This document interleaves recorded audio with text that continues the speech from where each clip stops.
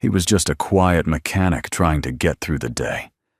She was the mysterious woman in a Rolls Royce, with a secret that could rewrite his past. And the only reason their worlds collided was a burning school bus and two little girls he didn't even know. What happened next will challenge everything you believe about love, second chances, and the power of one selfless act. If you're drawn to stories that heal, inspire, and gently restore your faith in humanity, you're in the right place.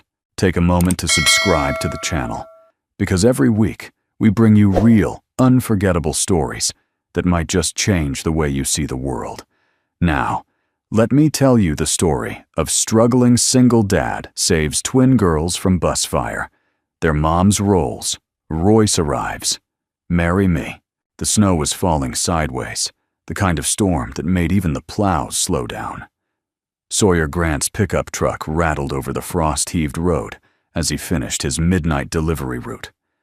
It was the same road he'd taken every night for years. Quiet, forgettable, lined with skeletal trees and unlit mailboxes. He liked it that way. Predictable. No surprises. That night, just before the bend near the old Birch Hollow Church, the world changed. Sawyer saw the glow before he understood what it was. Orange and violent against the blue-black night. At first, he thought it might be a house fire, until he rounded the curve and saw it. A yellow school bus, tipped at an angle, smoke curling from shattered windows. His tires skidded to a stop. The truck barely made it to the ditch before he jumped out, heart pounding. He didn't think. His training, years buried under grief and routine, kicked in like it had never left. He sprinted toward the wreck. The front of the bus was crumpled against a guardrail, half hanging over the frozen creek below. Flames licked from the back end. The air reeked of diesel and burning plastic. "Hello, anyone inside?" he shouted. A tiny voice, then another, high-pitched, crying. Sawyer didn't hesitate. He smashed through the emergency door with his elbow, teeth gritted against the heat and smoke. Inside, it was chaos. Seats twisted, windows blown out. Shards of glass and melted foam scattered like confetti from a nightmare. He found them huddled between two bench seats, twin girls no older than 7. One clutched a teddy bear so tightly he thought her knuckles might snap. The other had a gash on her forehead, blood mixing with soot. Their eyes were wide with terror. "We're gonna get out," he said firmly. "You hear me? You're safe now." They didn't speak, but they didn't resist when he lifted one under each arm and backed out the door. Just as his boots hit the icy ground, a burst of flame shot through the center aisle of the bus. The fire roared behind him, bright and hungry. He ran. They made it to the road's edge. He laid the girls gently on the snow and peeled off his jacket to cover their shivering bodies. One began to sob. The other whispered, "Is my sister okay?" "She's breathing," Sawyer said, brushing ash from her hair. "She's gonna be okay. You both are." Sirens in the distance now. Finally. Red and blue light strobed through the trees like salvation. When the paramedics arrived, Sawyer backed away, letting the professionals do their job. He watched silently as they loaded the girls into the ambulance. His hands were blistered, his forearm cut from where glass had torn through his sleeve, but he felt no pain. Not yet. "Sir, are you the driver?" a sheriff's deputy asked. Sawyer shook his head. "No, I just—" He couldn't finish the sentence. "You saved their lives," the deputy said, stunned. Sawyer didn't answer. He simply turned, walked back to his truck, and drove home in silence. His trailer was cold, the kind of cold that crept into your bones and reminded you how little insulation you had, literal and otherwise. He peeled off the burnt flannel shirt, ran water over his raw hands, and stood in front of the mirror. Smoke had left streaks on his cheeks. His eyes looked older than 40. He tried to sleep. Couldn't. Every time he closed his eyes, he saw flames. heard small voices crying. He didn't tell anyone. Not his boss. Not his neighbor June. He didn't want to be on the news. Didn't want a medal or a handshake. He hadn't done it for glory. He didn't even know why he'd done it, only that he couldn't not. But the town knew. By sunrise, someone had posted a cell phone video of him running from the flames. By lunch, it had gone viral. The headline read, "Unknown Hero Rescues Twin Girls from Burning Bus." Still, Sawyer said nothing. He ignored the knocks on his door, let the phone ring. He fed his dog, fixed a broken pipe under the sink, and did what he'd done for years. Kept moving forward, until the next morning. It was quiet, as always, when he stepped out to shovel the front steps. That's when he saw it. A car. No, not just a car. A Rolls-Royce, silver, sleek and wildly out of place in front of his sagging porch. It idled in the snow, exhaust swirling like breath. The back door opened slowly. A woman stepped out. She wore a navy wool coat, her gloves leather, her hair pinned in a clean, graceful twist. Her eyes were tired, but burning with something he couldn't name. "Mr. Grant?" she asked. He nodded. "I believe you saved my daughters." Sawyer's mouth opened slightly, but no sound came. She stepped closer. Her voice softened. "They told me you had kind eyes," she said. They were right. Sawyer looked at her then. Really looked. And though it had been years, he knew her name before she said it. Delaney, the widow, his brother's wife. For a long moment, neither of them moved. Snow drifted gently between them, softening the lines of the morning, but doing nothing to thaw the tension in the air. The world had gone silent, as if even the wind was holding its breath. Sawyer blinked, the weight of recognition crashing through him like a wave breaking on stone. "Delaney," he said at last, his voice rough from smoke, sleep, and something deeper. Something buried in the attic of memory. She gave a slow nod. "It's been a long time. 10 years. Maybe more. Long enough for old wounds to scab over, but not long enough for them to disappear." He cleared his throat, feeling the sharp sting of the cold air against his raw skin. "What are you doing here?" Delaney looked down at the snow for a beat before raising her eyes again. They were the same soft gray he remembered, but heavier now, like they'd been carrying too many storms. "I came to thank you," she said simply, "and to look you in the eye. You don't owe me anything." "I disagree." Her voice wasn't sharp. It was careful, deliberate, as if she were trying not to spill something fragile between them. She stepped forward, her heels crunching into the snow, and reached into her coat pocket. From it, she pulled a folded newspaper, already creased and worn at the edges. He didn't have to read it. He'd seen the photo, his own silhouette, backlit by fire, carrying the girls in his arms like lifelines. "They're okay?" he asked finally. Delaney nodded. "A few bruises. Maisie needed stitches, but the doctors say she'll be just fine. They both keep talking about the man who smelled like engine grease and honey buns." Sawyer felt something loosen in his chest. He hadn't realized he'd been holding his breath for over a day. "Can I?"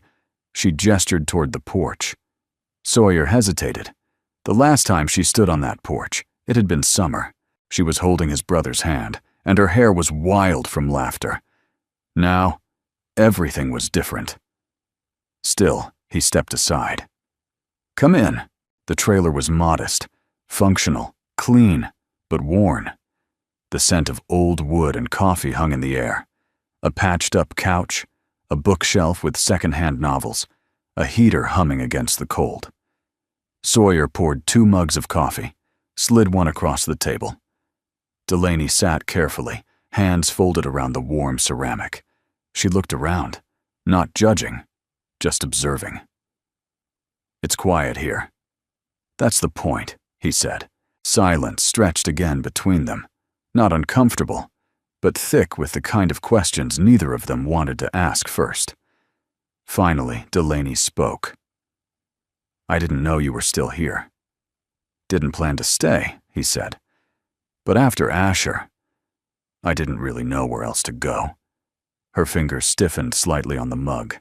At the mention of her late husband, Sawyer's brother, the room felt colder, smaller. Delaney took a breath. "I suppose I should say something about him." "You don't have to." "I want to." She met his gaze directly now. "Sawyer, I didn't believe you. Back then, when you tried to tell me what was happening in the unit, what Asher was doing, I thought you were jealous, or bitter. I thought you were trying to break us apart." Sawyer didn't flinch, but something shifted in his eyes. Pain that had long since stopped bleeding, but never fully healed. "You were grieving. He was your husband. He was your brother." Sawyer looked away. Delaney continued, voice lower now. "But I've had time, years of it, to see things for what they were. He was brave, but he was broken. And what he did, what you tried to stop, cost more than I ever admitted. To me, to others, and to you." Sawyer didn't say anything. He stared at the snow outside the window, watching it gather on the windshield of her luxury car. "When I saw your face in that video," she said, "it was like someone punched the air out of me. You, of all people, you saved them. You didn't even hesitate." "They're kids," he said, voice low. "Doesn't matter whose they are. It matters to me." Her voice trembled slightly now. She reached into her coat again and took out a photograph, creased and soft at the corners. Willa and Maisie, smiling in their school uniforms, missing teeth and all. "I don't know what I came here hoping for," she said. "Maybe just a beginning." Sawyer looked at the photo. They had Delaney's eyes, Asher's smile, and a fierce, stubborn light that reminded him of childhood summers and unspoken vows. He let out a long breath. "They're beautiful." Delaney smiled, and for a moment, it softened the years between them. "You always were the better man," she said, not as flattery, but as a quiet truth that had taken her too long to see. He shook his head. "Not better. Just still here." Outside, the wind had picked up, brushing snowflakes against the windows like whispers. Delaney stood, finished her coffee, and walked to the door. She turned, hesitant. "They've been asking about you. Willa wants to know if the man with the fire hands will come visit." Sawyer raised an eyebrow. "Fire hands? She thinks you're some kind of superhero." He almost smiled. Almost. Delaney stepped closer. Her voice was gentle, but resolute. "You don't have to say yes, but if you want, come see them. Tomorrow. Or the next day. No pressure, just come." He didn't answer right away, but as she turned to leave, he said softly, "I'll think about it." She paused on the steps, looking back over her shoulder. "I hope you do." Then she walked through the snow, her coat billowing like a sail, and disappeared into the gleam of the waiting Rolls-Royce. The next morning, Sawyer sat at the edge of his worn-out recliner, hands wrapped around a chipped coffee mug that had lost its handle years ago. The room was quiet except for the ticking clock above the stove and the occasional crackle from the old space heater that did its best to keep the chill out of the air. He hadn't slept much. Every time he closed his eyes, he saw Delaney, not the girl from his memories, the young woman with the wind in her hair and laughter in her voice, but the woman she was now, composed, guarded, grateful, but haunted. And when he thought of the girls, Willa and Maisie, his heart twisted in a way he hadn't let it in years. He hadn't been around children since he lost touch with Asher. That part of life felt like another country, one he'd visited briefly and never dared return to. Until now. By mid-morning, he found himself back in his truck, fingers drumming the steering wheel. He had no destination in mind. He told himself he was just clearing his head. Letting the tires roll helped him think. But he passed the elementary school anyway. He slowed, eyes scanning the snow-covered playground, where two tiny figures in puffy coats were building a crooked snowman under the supervision of a teacher. He didn't know if it was them, couldn't be sure from the distance, but the sight brought a warmth and an ache that left him momentarily breathless. He drove on. That night, June showed up at his door with a casserole and a look that meant business. She was a widow in her 70s, with a silver braid and a sharp tongue, softened only by the kindness behind her eyes. She lived 2 trailers down and had been mothering Sawyer in small ways ever since he moved in. "I saw that car yesterday," she said, handing him the warm dish and walking in like she owned the place. "Not every day you see a Rolls Royce in our neighborhood." Sawyer smirked. She was just saying thank you. Is that what they call it now? June raised an eyebrow and popped the lid off the casserole. "This has turkey and good intentions. You need both." Sawyer leaned on the counter. "She's Asher's widow." June's hand stilled. "Delaney Rhodes?" He nodded. "Well, I'll be." June crossed her arms. She was the one everyone used to talk about. Said she disappeared after his death. She didn't disappear. She just stopped performing for people who never really cared. The words left his mouth before he could catch them. June looked at him sharply. "That sound like something personal?" Sawyer sighed, dragging a hand down his face. "We used to be close. Before everything. Before he..." He stopped, the words lodged in his throat like gravel. "You tried to do the right thing," June said gently. "I remember. You reported him. People didn't want to believe you." "Delaney didn't believe me," Sawyer said. "She thought I was trying to ruin him." "Was she wrong?" June asked, not unkindly. "No, she was right. To want to protect the man she loved. I would have done the same." He looked away. "But it still broke something." June came over and laid a hand on his arm. "Not everything that's broken is lost, Sawyer." He didn't answer, but he held her words long after she left. 2 days passed before he saw the girls again. He didn't mean to go to their house, not really.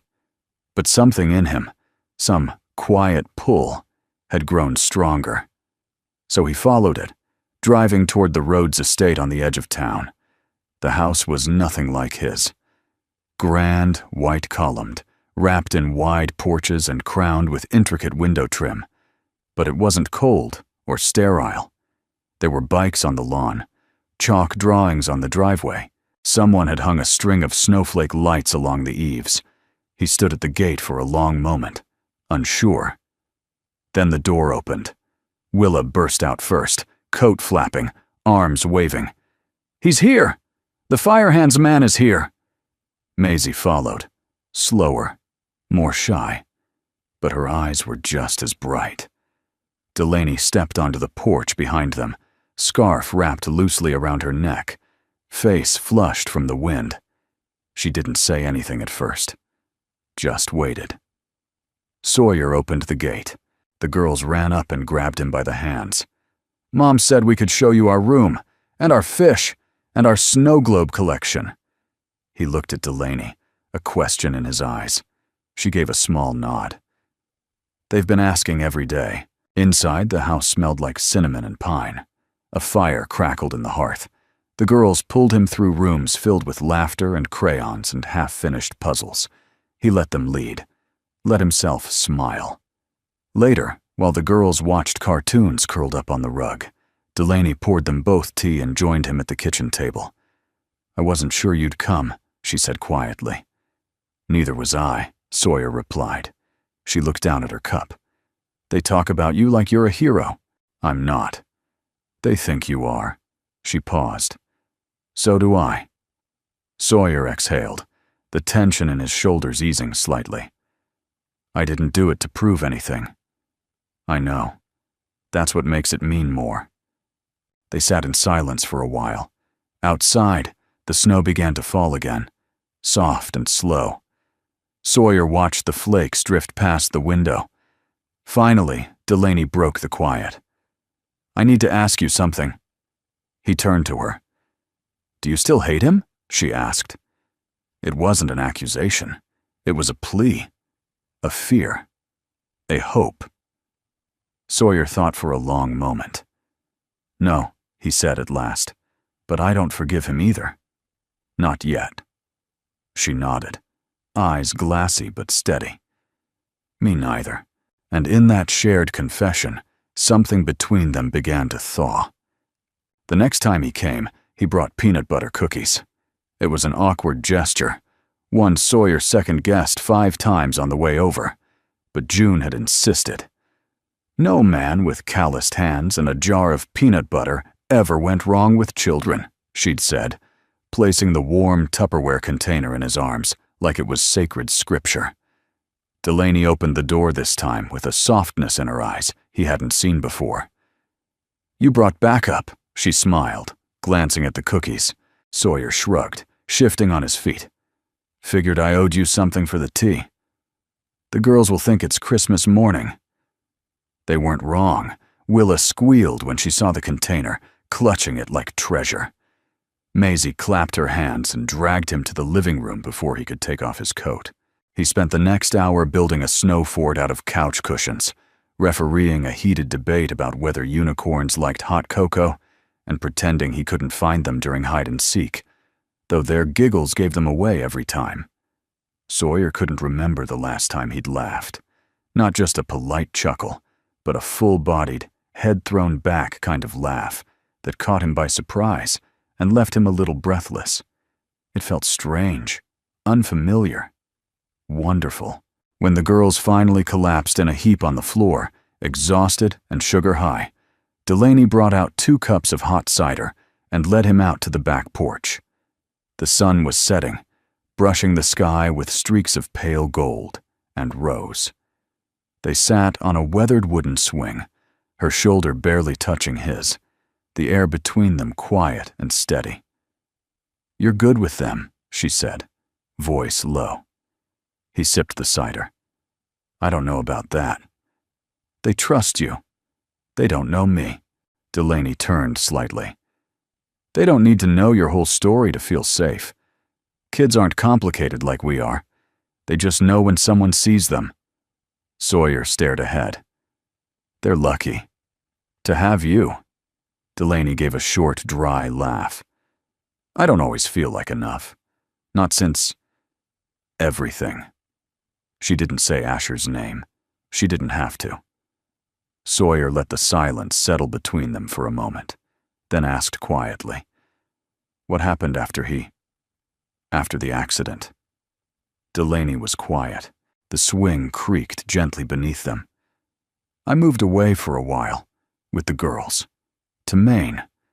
Somewhere no one knew us.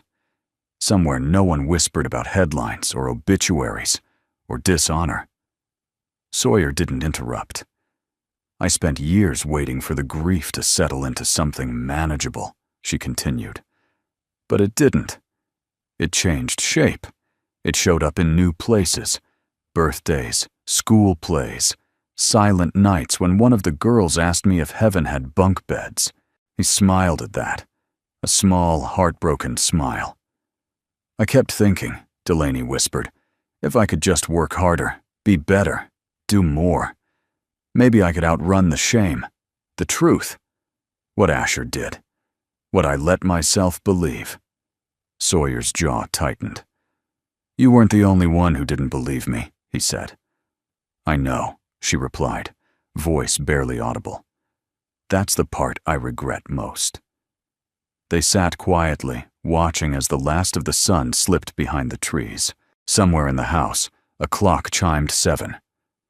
"I'm not proud of who I was back then," Delaney said, "but I've spent every day since trying to become someone my daughters can be proud of. Someone who listens more than she defends." He turned to her, eyes searching hers. "You've become that," he said. The swing stilled. She looked at him, her expression open, vulnerable. "You've changed too," she said softly. "I stopped trying to be understood," he said. "Easier to just disappear. But you didn't. You came back. And when it mattered, you ran into fire." Sawyer looked away, jaw working. It wasn't bravery. It was instinct. Delaney hesitated, then reached over and gently touched his hand. Instinct doesn't run toward fire, unless there's something worth saving.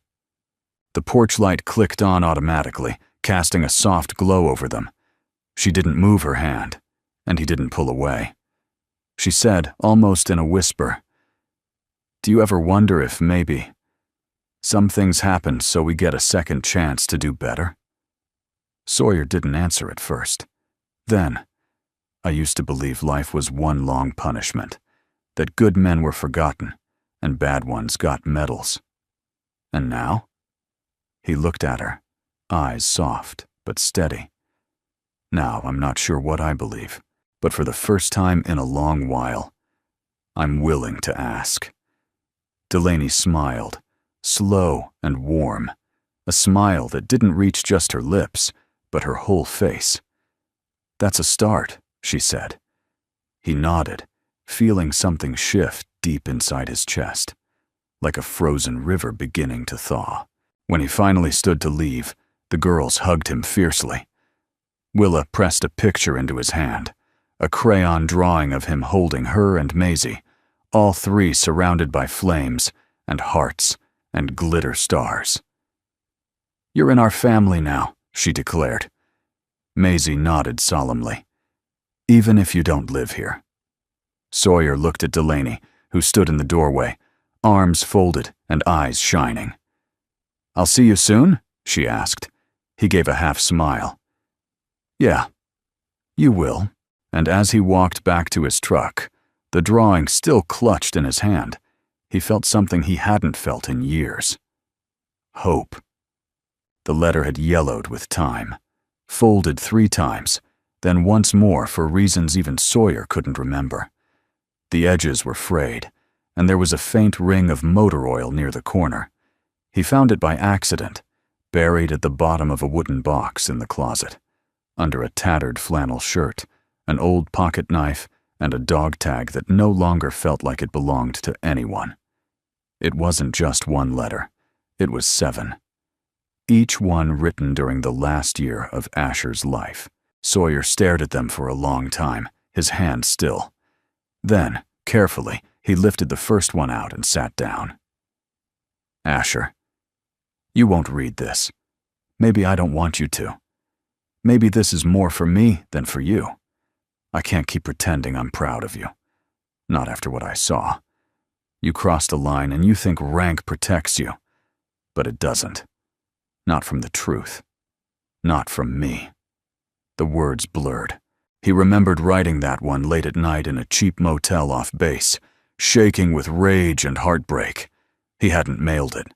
Never mailed any of them. What was the point? But now, holding them, he realized they weren't just accusations. They were grief, frozen on paper. Words from a brother trying to say what couldn't be said aloud. Words from a man who needed someone to believe him. Someone like Delaney. She arrived later that afternoon. Not in the Rolls this time. She came in a small gray SUV, hair pulled back in a ponytail, her coat dusted with snow. No makeup. No guards up. She looked tired in a way that made her seem more real than ever before. "I was running errands," she said with a small shrug. "Thought I'd stop by. I brought soup." Sawyer opened the door without a word and let her in. They sat across from each other at the kitchen table, steam rising from the container between them. Neither spoke for a while. The quiet wasn't uncomfortable, just full. He slid the stack of letters across the table. Delaney blinked. "What's this?" "I wrote them," he said. "To Asher. After everything went bad. When no one would listen. When you wouldn't." Her face paled slightly, but she reached for the top one without hesitation. "May I?" He nodded. She unfolded it slowly, like something sacred. As she read, her lips pressed into a thin line. Her eyes grew glassy. She read the first, then the second. Her hand shook slightly on the third. When she reached the fourth, she stopped, lowering the page. "You tried." "I did. I should have listened." "You couldn't." She looked up. "I wanted to believe he was good, that we were good." "I know." Delaney exhaled a long, shuddering breath. "He wasn't all bad, you know. There were days he was kind. He made the girls laugh until they hiccuped. He made me feel like I was invincible." Sawyer didn't interrupt. He waited. "But there was another side," she said, voice barely above a whisper. "The one I only saw at night.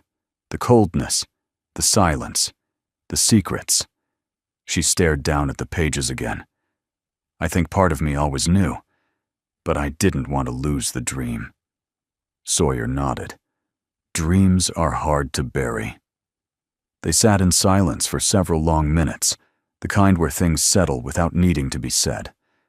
Then Delaney gathered the letters gently and said, "May I keep these, just for now?" "They're yours."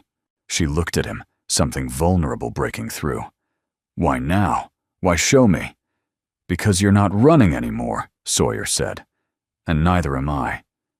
Later, she stood at the doorway, coat zipped, snow starting to fall again in soft, feathery tufts.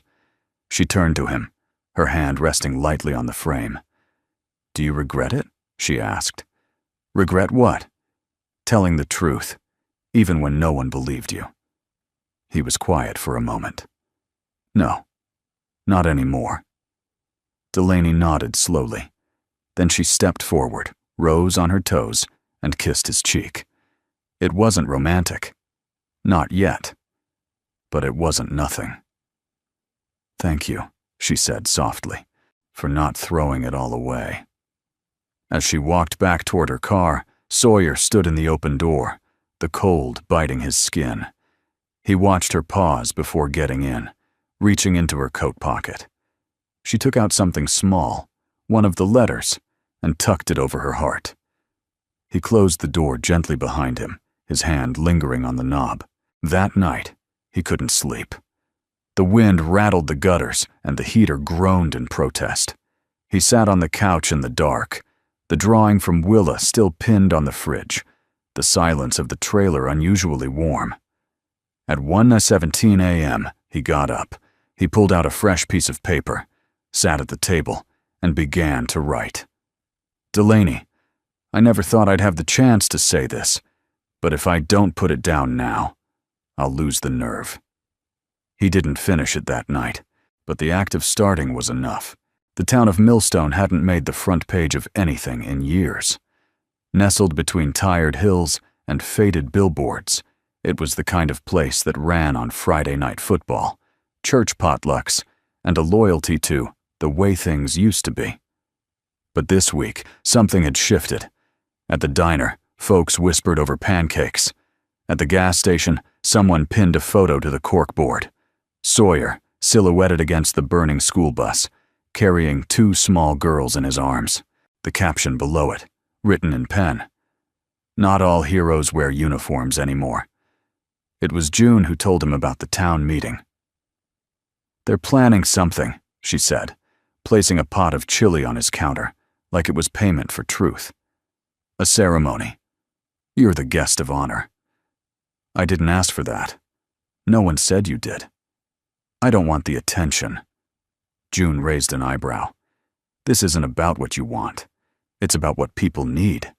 They need to see something good again, and you gave them that." Sawyer sighed. "They barely knew I was still living here." "They do now."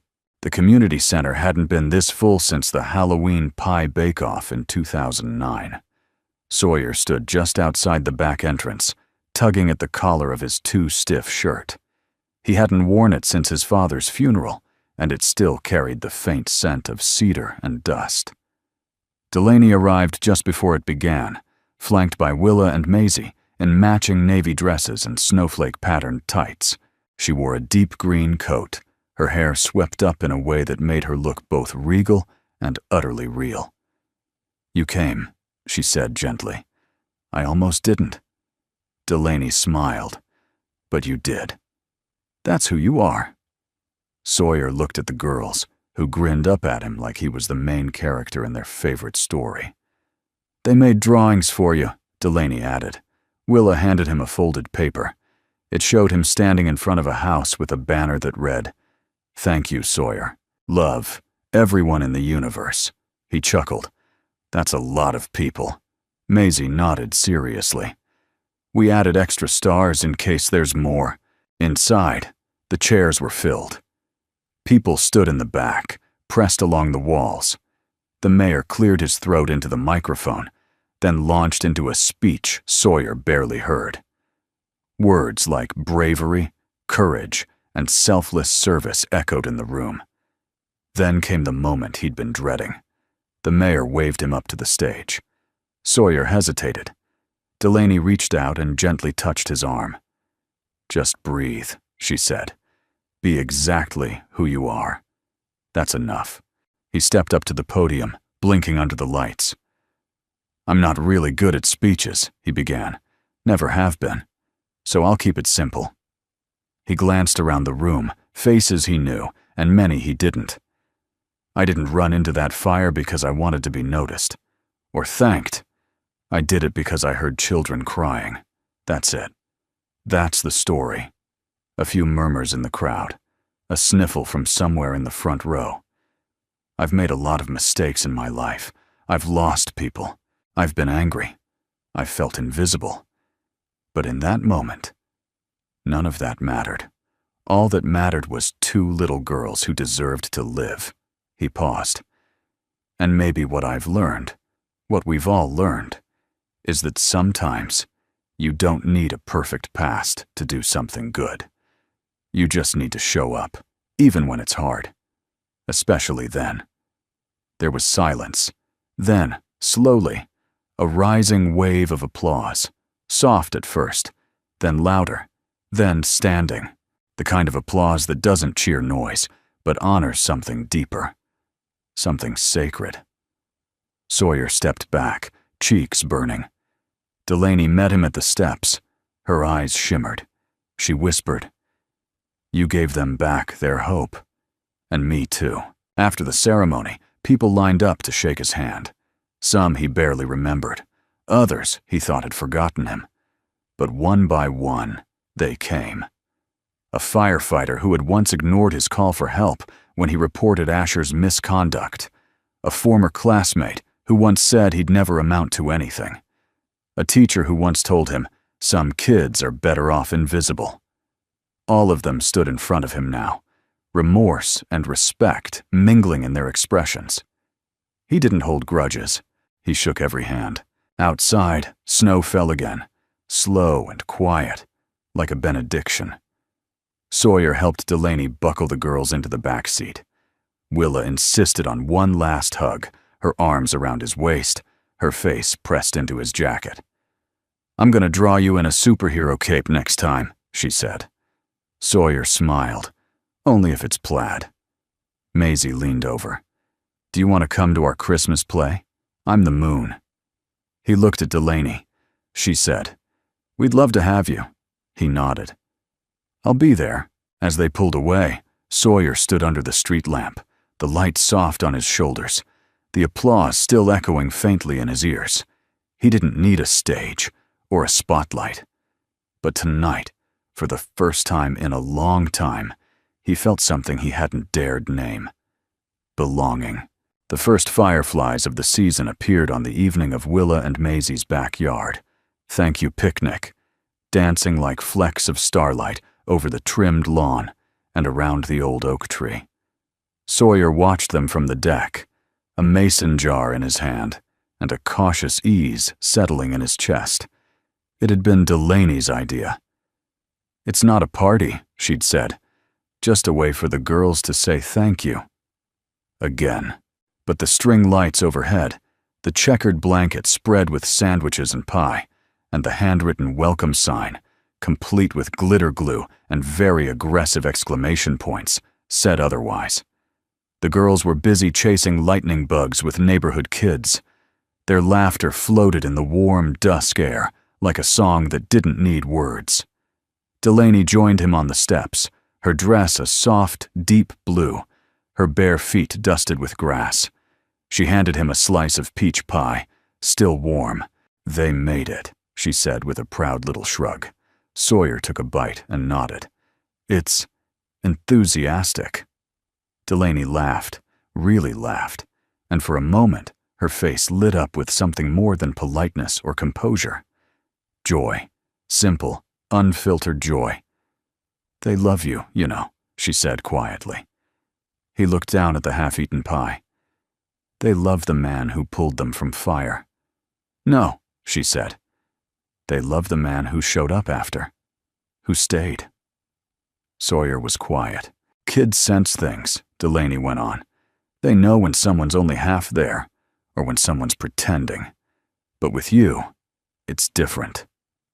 He took a breath. "I didn't think I'd ever be part of something again." "You are." She said it like a fact, like gravity, like grace. They sat together under the lanterns, watching the last sliver of sunlight melt into the trees. The air was rich with the smell of fresh grass, distant charcoal, and childhood. Delaney drew her knees up, resting her chin lightly on them.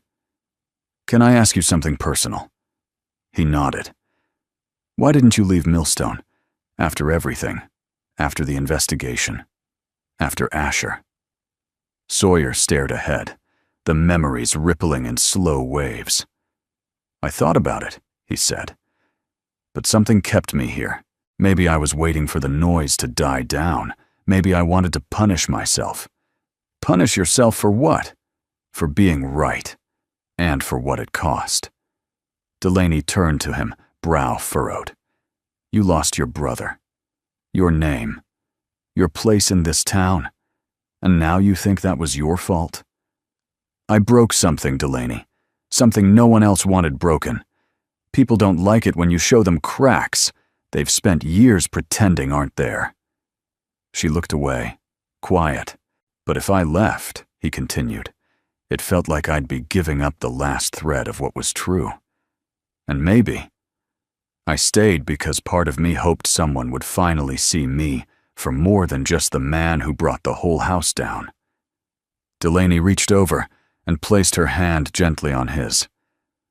"I see you," she whispered. Sawyer's throat tightened. He couldn't speak. A firefly landed on her shoulder. She turned to look at it, motionless. "You know," she said, her voice almost dreamy, "Maisie asked me yesterday if people can glow on the inside, the way fireflies do." Sawyer smiled. "What did you say?" "I told her yes, but only the ones who forgive." He looked at her. "You've forgiven me?" Delaney met his eyes. "I'm trying, not because you need it, but because I do." He nodded slowly. "Same here." And then, in the soft hush of twilight, their fingers found each other, tentative, but sure. Not a declaration, not yet, but a beginning. Later, the girls came running back with wide eyes and muddy shoes. "Can we light the lanterns?" Willa asked breathlessly. Delaney looked at Sawyer. "It's your call." He hesitated, then smiled. "Let's do it." They gathered in the yard, Sawyer holding the base of the small paper lantern as Maisie lit the match with a ceremonial seriousness that made Delaney laugh. One by one, the lanterns lifted into the sky, flickering like tiny suns against the velvet night. The children squealed, the adults clapped, but Sawyer just watched them rise, each one a quiet prayer, each one a piece of the past set gently free. Beside him, Delaney whispered, "I think they believe your magic now." He smiled. "Just don't tell them I can't fix a leaky sink without swearing." She laughed again, leaning lightly against him. "I won't," she said. Not yet.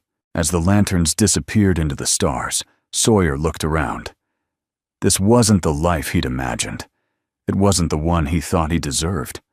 It was better. Because it was real. Earned. Shared. Forgiven. It had been nearly a month since the fire, and yet Sawyer felt as though his world had been quietly rewired, each day stitched with new threads of meaning, each small moment now weighted with something heavier, better, more alive. He still drove his route, still lived in the same trailer, still drank coffee from the chipped mug. But now there were 2 drawings on his fridge instead of 1. A snow globe on his kitchen shelf, Maisie's gift, and Delaney's laughter in his ears more often than the static of the radio. Which is why, when she asked him to come with her to Sunday dinner at her mother's house, he froze. "She asked to meet you," Delaney said, smoothing out the edge of her cardigan, her voice quiet. "Careful." "Why?" he asked reflexively. "Because she's curious," she said. Then, after a pause, "And because she never thought she'd see me smile again." Sawyer had faced fire, faced judgment, faced his own brother, but the idea of sitting across from Delaney's mother, who once saw him as the man who drove her daughter into grief, made his hands sweat. Still, he said yes, not because he wasn't afraid, but because he was ready to stop letting fear decide for him. The Rhodes estate was grand in the way old Southern homes were, wide porches, tall shutters, trees older than the streetlights. It bore no signs of Delaney's softer, simpler tastes. This was her mother's kingdom, stately, pristine, restrained. He wore his cleanest flannel, the one June had ironed for him without asking. His boots were polished, his beard trimmed. When Delaney opened the front door, she smiled in quiet approval and slid her hand into his without a word. Inside, the air smelled of rosemary chicken and furniture wax. A golden retriever padded softly through the hall. Framed paintings lined the walls, portraits, landscapes, memories sealed in oil and gold. "Mom's in the conservatory," Delaney said, leading him through the house. Sawyer had never actually been in a conservatory. He half expected violins and marble statues. What he found instead was a sunlit room of ivy and orchids, floor-to-ceiling windows, and a woman sitting in a cane-backed chair sipping tea. She looked up as they entered, elegant, composed, her silver hair pulled into a bun so smooth it seemed carved from porcelain. "Mother," Delaney said gently, "this is Sawyer Grant." Sawyer stepped forward, spine straight, heart somewhere near his throat. "Ma'am." Margaret Rhodes rose, extending a hand. Her grip was firm but warm. "Mr. Grant," she said. "So you're the man I've been hearing about." "I suppose I am." She studied him a moment, then gestured to the seat opposite her. "Please, sit." Delaney slipped away to check on the girls, leaving him in the conservatory with the woman whose approval, he realized, mattered more than he was comfortable admitting. Margaret poured him tea without asking. Chamomile. No sugar. "I must confess," she said, "when Delaney first told me about you, I was skeptical, not because of what happened, but because of how it all ended. My daughter was shattered, Mr. Grant, not just by her husband's death, but by everything that led to it." Sawyer nodded. "I know." "She believed in your brother," Margaret continued. "And when the truth came out, it wasn't just him she lost, it was the world she thought she understood. I never wanted to hurt her. But you did," she said, not cruelly, just honestly. "Still, she forgave you, and I trust her judgment, which is why I invited you here." Sawyer set down his cup. "To test me?" Margaret's lips curled slightly. "To see you. For myself. People in this town have been saying a lot lately, but I've never trusted gossip. I trust my eyes, my instinct, and my daughter." She leaned back. "Tell me something, Mr. Grant. What do you want from her?" Sawyer met her gaze. Nothing. She raised an eyebrow. I want to be in her life because she lets me, he said. Not because I expect something.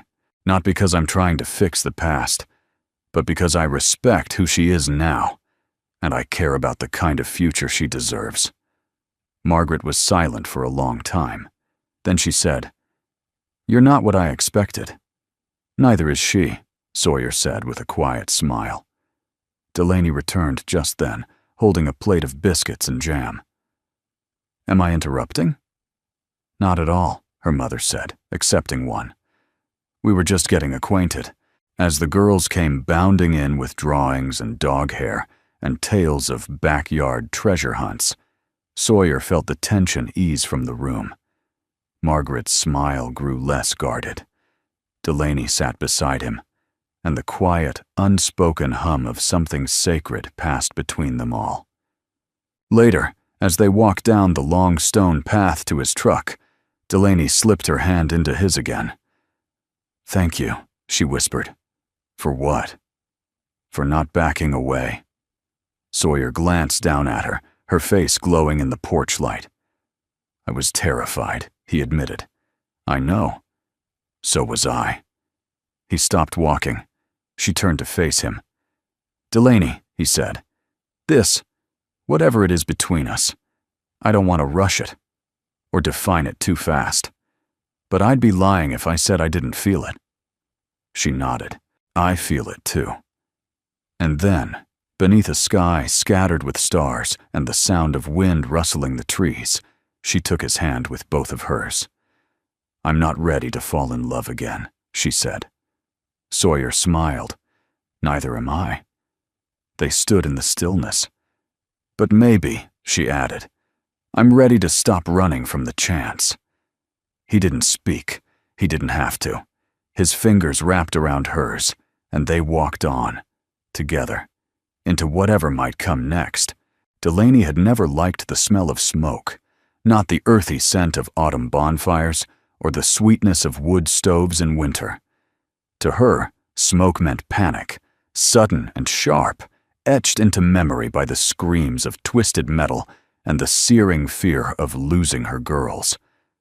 But today, the smoke curling from the fire pit in her backyard smelled different. Today, it smelled like closure. She stood on the back porch of her home, wrapped in a soft gray shawl, watching the paper inside the flames curl and blacken. A few feet away, Sawyer sat in a lawn chair, quiet, respectful. He hadn't asked what she was burning. She hadn't offered to explain. But now she was ready. It was a letter, she said softly. From my mother. Sawyer glanced at her, waiting. She wrote it 2 years after Asher died. It was polite, loving even. But every sentence was soaked in implication. Delaney folded her arms tighter around herself. She wanted me to consider remarrying. Not for love, but for stability. For the girls. For reputation. She exhaled, long and steady. She said grief had a shelf life. Sawyer's brow furrowed. She said that? She didn't use those exact words, but I could read between the lines. She thought that if I stayed alone too long, people would start asking questions. About Asher, about me, and worse, about the truth. He was quiet for a moment. What did you do with it? I tucked it away, in a drawer I never opened. I told myself it didn't affect me. She turned to him, her eyes clear. But it did. It made me feel like love was something that could be scheduled, measured, reassigned. Sawyer looked down at the fire, the final edges of the letter turning to ash. And now? Delaney let out a small, almost surprised laugh. Now I'm tired of living by timelines other people invented. I don't want to be someone's second chance, or their solution. I want to choose. And you're choosing to burn the letter? No, she said, stepping closer to the fire pit. I'm choosing not to let it own me anymore. They stood in silence, watching the last of the smoke disappear into the golden dusk. Children's voices floated from the street nearby. Willa and Maisie riding scooters with the neighbors, their laughter ringing like bells. Sawyer reached for Delaney's hand. She didn't flinch. "Do you ever wonder what Asher would think?" she asked suddenly. Sawyer didn't answer right away. "I used to," he said at last. "But now, I think some questions aren't meant to be answered. Some people don't get to define the rest of your life." Delaney nodded slowly. "I've spent years grieving the version of him I wanted to believe in. But I think the hardest part was grieving the version of myself that loved him." She looked up at him. "I was a different person then. I didn't see clearly. I didn't know how to protect myself." "You know how now," he said gently. She stepped closer. "I'm learning. With you." Sawyer touched her cheek, just for a moment. "Then we'll keep learning." That night, after the girls were tucked into bed and the dishes washed, Delaney found herself in her office. A quiet room filled with soft light, a worn bookshelf, and framed photos of the girls at every stage of their lives. She pulled out a journal from the bottom drawer. It was leather-bound, the edges worn. Inside were pages she hadn't read in years. Notes, memories, entries scrawled in the aftermath of Asher's death. She skimmed them slowly. One caught her breath. "I want to believe that something good can grow from something broken. That one day, the ashes will give me roots, not just shadows." She closed the book, placed it on the desk, and turned off the light. Downstairs, Sawyer was reading a worn paperback by the fire. He looked up when she entered, his eyes soft with comfort, not expectation. "Come here," she said. He did. They stood in the middle of the living room, the fire casting slow shadows across the walls. She rested her head on his chest. His arms circled around her like they'd been waiting a long time to know where they belonged. "I don't know what this is," she whispered, "but I'm not afraid of it anymore." Sawyer kissed the top of her head. "We'll find out together." Outside, the wind stirred the trees. The stars blinked above. And inside that little circle of warmth, two people, once fractured, stood whole. Rain came without warning. One minute the clouds were drifting like forgotten thoughts across a pale morning sky, and the next, the heavens had opened wide. Summer rain, warm, unhurried, rhythmic, tapping across the roof of Sawyer's trailer like a soft confession. He was outside, under the hood of his truck, elbow deep in the kind of repair that didn't need to be done today, but gave his hands something to do. It was easier to tinker with bolts and fan belts than to sit with the feeling that had been growing in him all week. Urgent, steady, impossible to ignore. He heard it before he saw it. The unmistakable purr of an engine not built for gravel roads. He straightened slowly, wiping his hands with an old towel, just as the silver Rolls-Royce pulled up and stopped, inches from the edge of his rain-damp lawn. The door opened. Delaney stepped out, wearing a slate-blue dress that clung gently to the shape of her, her hair half-pinned and already damp from the mist. She wasn't wearing makeup. She didn't need to. She looked like truth. Sawyer dropped the towel, heart suddenly thudding in a rhythm that didn't belong to mechanics or logic. Delaney took a step forward, the hem of her dress catching the rain, her eyes never leaving his. "I should have brought an umbrella," she said, breathless from more than just the dash from the car. "I've got one inside," he said. "I'm not here for that." Sawyer swallowed hard, unsure what to say. Delaney closed the space between them. Her hands trembled slightly as she reached into her coat pocket. She pulled out a small box, worn, leather-covered, nothing ornate. Inside, nestled in soft velvet, was a ring. Not diamond, not flashy. A simple gold band engraved with two initials, DR, and WMR Sawyer stared at it. "It belonged to my grandmother," Delaney said quietly. "She gave it to me the year I turned 20. Told me to use it if I ever found a man who didn't just love me, but saw me.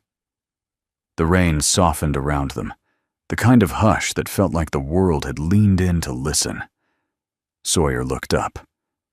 "Delaney." She cut him off, not with urgency, but with purpose. "You saved my girls. You saved the parts of me I thought were gone, and I know we've both been through fire, but I'd rather walk through the rest of my life with someone who's already survived the worst of it than pretend I'm fine in a castle made of silence." Sawyer felt something catch in his throat. Delaney took a breath. "So here it is. No expectations, no guarantees, no perfect timing. Just this. Marry me." He didn't laugh, didn't deflect, didn't question the timing or the weather or the rules of what made sense. He simply stepped forward, took the box gently from her hands, and closed it. "Not like this," he said. Her smile faltered for just a moment, until he reached for her hand. "Not in the rain," he added. "Not with grease on my shirt and engine oil on my neck." She blinked. "Then when?" He leaned in, pressed a kiss to her forehead, and said, "Tonight." They didn't tell many people. Just June, who wept quietly while pinning a flower to Delaney's hair. Just the girls, who were given the very important jobs of carrying the lanterns and declaring themselves junior flower officers. And just the pastor who had once officiated funerals for 2 of Sawyer's war buddies, and now, somehow, was about to bind something new. They were married in the back garden, beneath a linen-draped arch Sawyer built that afternoon, his hammer echoing off the trees as if nailing the past into peace. Delaney wore the same blue dress.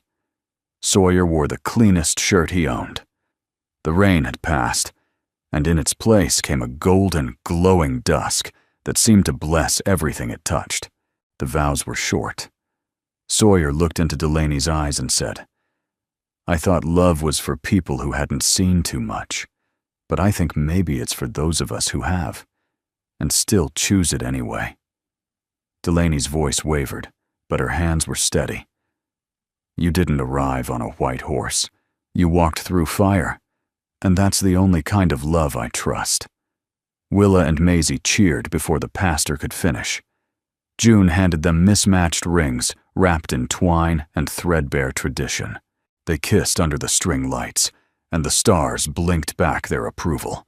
Later that night, after the guests had gone and the lanterns flickered low, Sawyer and Delaney sat on the back porch in silence. "I'm not afraid anymore," she whispered, her head resting on his shoulder. "Me neither," he said. She reached down, took his hand, and slid the ring around his finger. "Still smells like engine oil," she teased. "Still tastes like peach pie," he replied. And they laughed, deep, whole, and full of the kind of light only forgiveness can make. Winter came late that year. Millstone was usually blanketed in snow by Thanksgiving, but this December arrived on tiptoe. Crisp mornings, gold-dusted afternoons, and skies so wide they looked like promises waiting to be kept. Sawyer stood at the edge of the school auditorium, his hands in the pockets of a worn corduroy coat. The room buzzed with the warmth only children could create. Tinny Christmas carols playing from a speaker, the scent of paper snowflakes and glue sticks, and proud parents filling rows of creaky wooden chairs. Willa and Maisie had invited him 3 times in 1 week. "You have to come," Willa insisted. "I'm the snowflake queen, and Maisie's the moon again." Delaney had smiled, brushing a loose curl behind Willa's ear. "He'll be there, honey. He never misses what matters." And he hadn't. Not since the fire. Not since the night she stood in the rain and asked him to choose them. The lights dimmed. Sawyer slid into a seat near the front, next to June, who wore a Christmas sweater with blinking LED reindeer and tears already forming in her eyes. "I cry at everything," she warned, "even spelling bees." The curtain opened, and there they were, Willa in a crown of paper icicles, Maisie glowing silver, spinning slowly in her moon costume. Sawyer's heart twisted and soared all at once. They danced. They recited. They laughed at the wrong times. And every so often, they looked toward the front row, not searching for approval, but sharing joy. They saw him. And he saw them. After the applause, the lobby filled with hugs and peppermint cookies. Sawyer knelt as the girls ran into his arms, burying their faces into his coat. "You saw me spin," Maisie shouted. "You saw my royal wave," Willa added, doing it again for good measure. "I wouldn't have missed it," he said, and meant it more than he could ever explain. Delaney joined them, cheeks flushed, her hand finding his without effort. There was no grand display. No need. They were a family now, not because papers said so, but because life had reshaped itself to hold them together. Later that night, when the girls were asleep and the house smelled like cinnamon and fir, Delaney found Sawyer on the back porch. He stood in the cold without a coat, staring up at the sky as snow began to fall. Slow, thoughtful, soft like ash turned to grace. She slipped her arms around his waist, resting her chin on his shoulder. "Thinking?" she asked. "Always." "What about?" He took a long breath. "About how this started," he said. "A fire. A bus. Screaming. Smoke. And then..." He looked at her. "You." Delaney smiled. "I didn't plan on any of it." "Neither did I." She stepped in front of him, brushing a snowflake from his brow. "You know," she said, "I think we were both waiting for permission to live again." He touched her cheek. "Then let this be it." From his coat pocket, Sawyer pulled out a small folded note, the kind you write but never send. It had creases, smudges, and a single sentence scrawled across the middle. "You saved me, too." Delaney's eyes brimmed as she read it, not with shock, but with the tenderness of someone who already knew and needed to see it anyway. She folded it back and held it to her chest. "You once said some things break," she whispered. "But maybe what we're building now comes from the pieces that survived." Snow fell harder now, frosting the railing, the pine boughs, the world. Sawyer stepped forward, took both her hands and said, "Then let's keep building. No blueprints, just us." Inside, the fireplace crackled. The girls stirred in their beds. The world went on. But something had changed. Not loudly, not suddenly, but deeply. In the quiet between heartbeats, between scars and second chances, something had been mended. Something had been made whole. A man who thought his life was over. A woman who thought love had betrayed her. Two little girls who believed in firemen and fairy tales, and somehow him. That Christmas, Sawyer gave Delaney a new journal, leather-bound, blank. Inside the front cover he wrote, "For the life we never planned, but wouldn't trade for anything." And beside that, in a child's messy handwriting, Willa had added, "P.S. You're the best snowflake queen ever. Love, your daughter." In the end, there was no parade, no news crew, no statue in the park. Just the quiet miracle of a man who stayed, a woman who healed, and a vow made not in front of crowds, but in the softness of shared breath and blinking fireflies and a porch lit by memory. They never needed perfect. They just needed each other. And that made all the difference. We'd love to know. Where are you watching from? It's always a joy to hear from folks around the country and around the world who found comfort in these simple, heartfelt stories. And if this one touched your heart today, if it made you smile, or remember someone you once loved, leave us a comment below. Your stories, your thoughts, your memories, they matter here. And if you haven't yet, we warmly invite you to subscribe to the channel. Each week, We share stories about kindness, redemption, and the quiet ways people change each other's lives, often when they least expect it. From all of us behind the scenes, thank you for watching and spending your time with us today. Until next time, take care of yourself and keep believing in the good.